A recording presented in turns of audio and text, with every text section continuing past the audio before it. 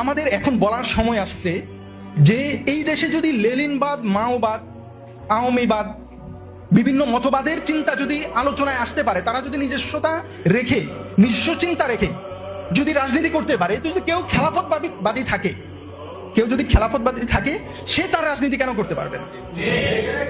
অনেকে বলবে যে এই খেলাফতবাদীরা তো গণতান্ত্রিক না। আচ্ছা, মাওবাদীরা কি গণতান্ত্রিক? কিংবা লেনিনবাদীরা? তাদের তো এই গণতান্ত্রিক সিস্টেমের না। তো তারা যদি তাদের বক্তব্য রাখতে পারে, আমি যদি খেলাফতবাদী হই অথবা অন্য কেউ হয়, সে কেন রাখতে পারবে না? এই রাষ্ট্র কাঠামোর মধ্যে আমাদের এখন প্রকাশ্য বলার সময় আসছে, আমি এই ধরনের রাষ্ট্র চাই। তুমি চাও না, তুমি তোমারটা বলো, আমি আমারটা বলবো। আমার কথায় তুমি বাধা দেওয়ার কি? আমি বলবো যে আমার রাষ্ট্র কাঠামো হবে খেলাফতের, যে রাষ্ট্রে ইনসাফ থাকবে, যে রাষ্ট্রে কোনো জুলুম হবে না। এই কথা তুমি তোমার মাওবাদের কথা বলো, আমি বাধা দিচ্ছি না। তুমি তোমার লেনিনবাদের কথা বলো, আমি বাধা দিচ্ছি না। আমার খেলাফতবাদের কথায় তুমি বাধা দিতে পারবে না।